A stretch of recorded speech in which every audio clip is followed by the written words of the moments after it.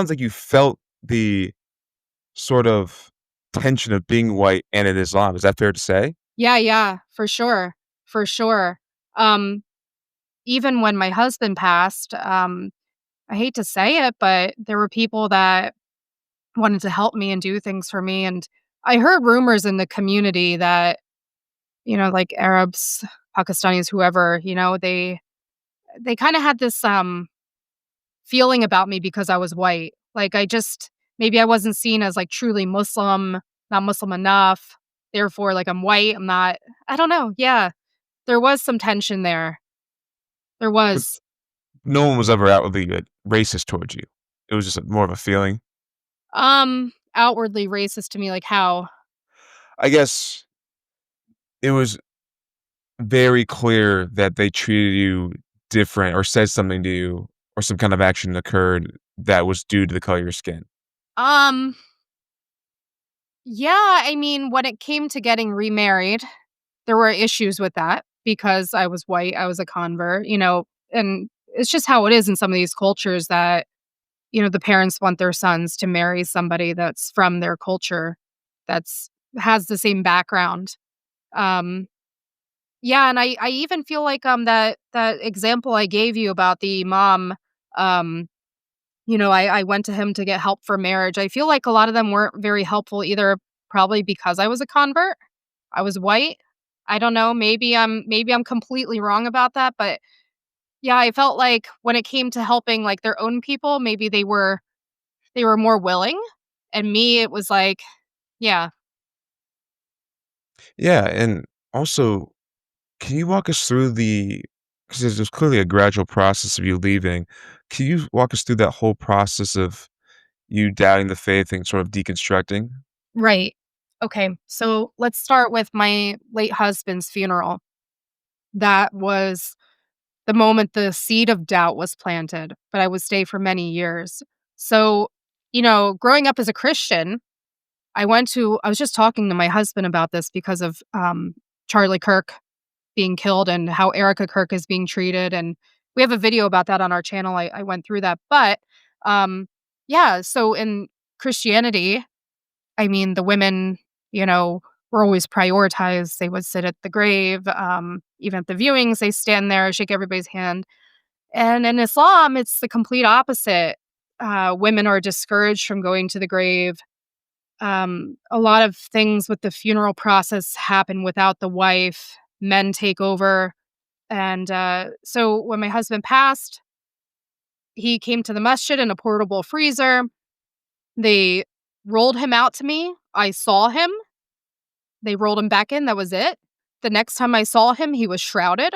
Nobody asked if I wanted to see his body one last time. Nobody asked if I wanted to spend any time with him. Nobody asked me anything. I don't know if it's because I was pregnant or because I'm a woman or both, but I have a feeling it was sort of both. But so yeah, so then the funeral happens and nobody offered to take me to the cemetery except my husband's friend. He took me.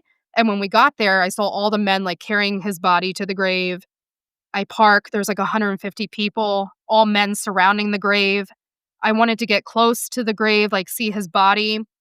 I tapped a man on the back of the shoulder, like to try and get to the front. And he just looked at me and turned around.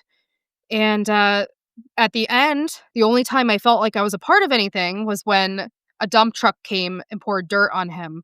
So that whole experience, that whole event was the seed of doubt that was planted.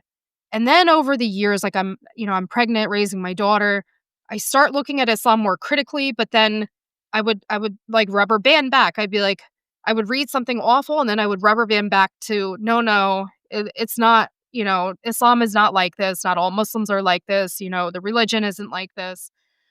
Lots of cognitive dissonance. So I struggled with that for many years. I struggled to be a single widowed mom in the community. I struggled to I struggled to rebuild my life in this community. I had trouble getting married. Um so it's just I eventually got to a breaking point and I've never told anybody this, not even on my husband's channel, so I'm going to tell you now.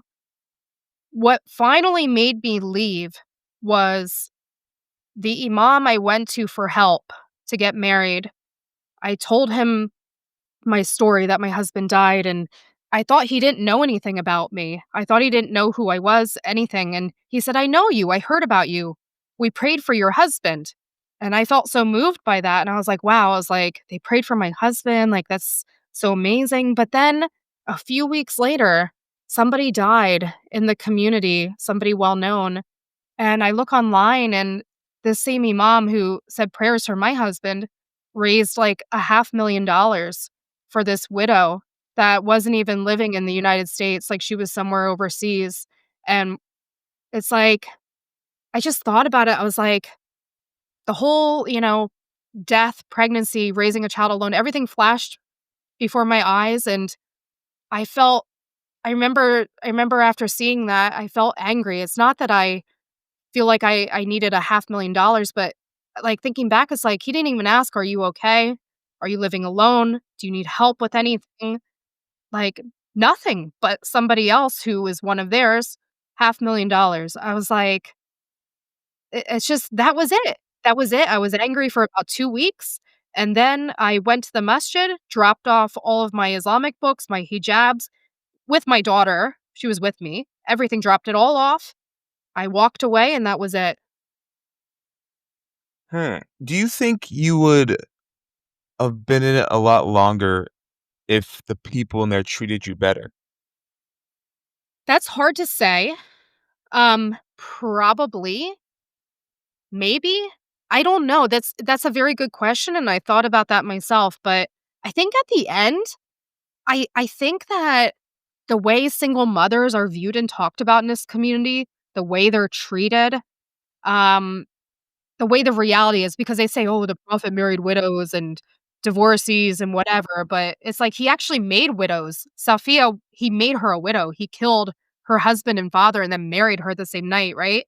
So I think, if they treated me better in the community, it probably would have helped some, but I think at the end of the day, the fate I suffered from my loss, from being alone, to the stigma of being a single mom, I think it was too much to bear. I don't think I could have stayed, no.